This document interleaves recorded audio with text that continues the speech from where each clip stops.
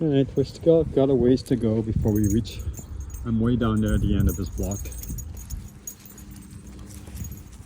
The people here are really nice. This is a retirement community called Esperanza.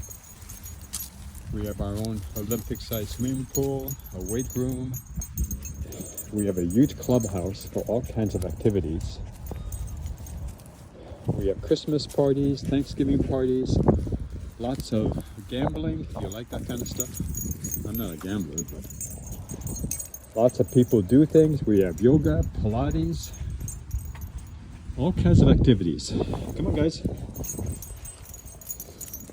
I don't do any of the Pilates or yoga here. I go to Hot Yoga 6, and that's my special treat for myself.